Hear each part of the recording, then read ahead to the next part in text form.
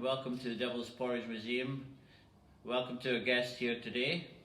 Also to the people who are on our YouTube or Facebook page.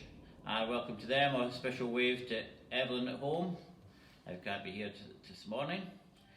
I'm going to take you back to 1915 when we were losing the war. The government built the greatest munitions factory here at East Strigs in Gretna. And people came from all over the Commonwealth or Empire to do their bit for the country and turn the tide of the war. In this great factory, 9 miles long, there was one building that stood out, Mossband House. It was the central offices of His Majesty's Factory Gretna.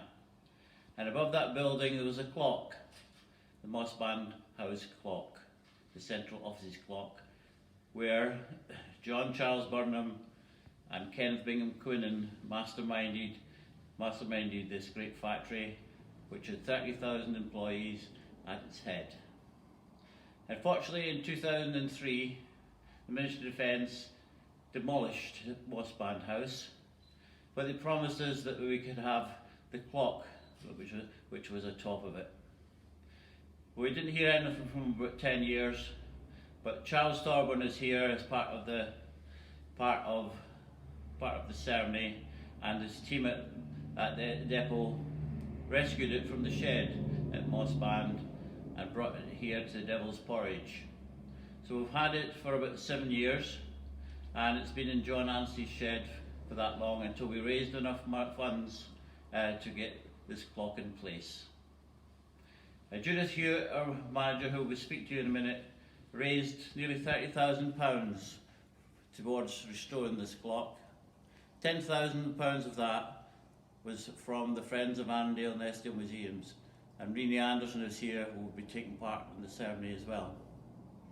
So I'm going to pass you over to Judith Hewitt, who will give you a little flavour of the importance of this clock. Thank you very much. Hello, it's wonderful to see you all here today in person and digitally through the wonders of modern technology. So today is November the 11th. On this day in 1918, the armistice was agreed between the Allies and the Central Powers, and the Great War was over.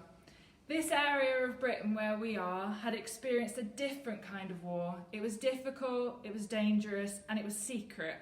For many years, the efforts of the people who worked, suffered, and died here were neglected and overlooked. Thanks to the efforts of the people connected with this museum, that is no longer the case, and I, for one, am so glad that we are here to share the stories of the brave men and women who did so much and whose stories were at risk of being forgotten. In the museum collection, we have a magazine which was written at the end of the war. It was compiled by the workers and the staff in the factory. One person, who only signed their initials AHB, said, "I feel I must try to write something to remind us that there was such a place, but who amongst us will forget it? He must remember that there was such a place as HM Factory Gretna, and we must remember too, and that's why we're here today. An object such as this clock, which stood for so long on top of a well-known building, the only building left of the World War I factory, help us to remember that the past actually happened, and it happened here. The clock is a tangible link to our past, to the shared past of Scotland and England, and I'm so pleased that we've been able to restore it and put it at the heart of our museum. Think of all the people who worked under that clock. In World War I, there were 29 phone lines operating underneath it, so you can imagine what a hub of activity it was.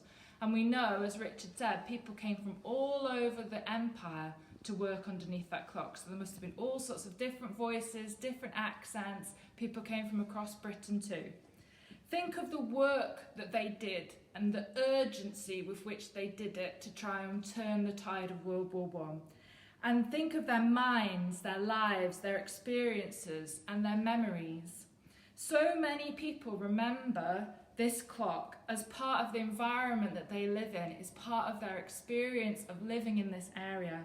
is featured in so many lives from World War I onwards, and it will continue to do so thanks to the work of our volunteers. And I must mention here our secretary, Sheila Ruddock, who did so much for this museum and who I know would be so pleased that this clock had been restored, as she was such a big part of trying to save Mossband House and getting the clock for the museum. So we must remember her too today. Every year at 11 a.m. we stop at that set time, and it is fitting today that we are unveiling a clock on a date when time is a focus of remembrance. So let's remember, as AHB said back in 1919, that there was such a place as HM Factory Gretna, and that as long as the work of this museum continues, and as long as this clock keeps ticking, we will not forget it. We must say now that we're going to unveil the clock, and we have Charlie holding the flag of India to represent John Charles Burnham, who was a superintendent of the factory, came over from India, and that's why he's represented there. And Rini is holding the South African flag, which Kenneth Bingham Quinnen, who was the overseer of the factory, the presiding genius of the factory, came from South Africa. So that's why those two flags have been chosen. We must just say thank you so much to Museums Gallery Scotland, the Association of Independent Museums, and the Friends of Annandale and Eskdale Museums for helping us fund this project. And thanks to Smith of Derby, the original clockmakers who built this 104 years ago, who restored it to its now pristine condition. So we'll now pass over to the unveiling.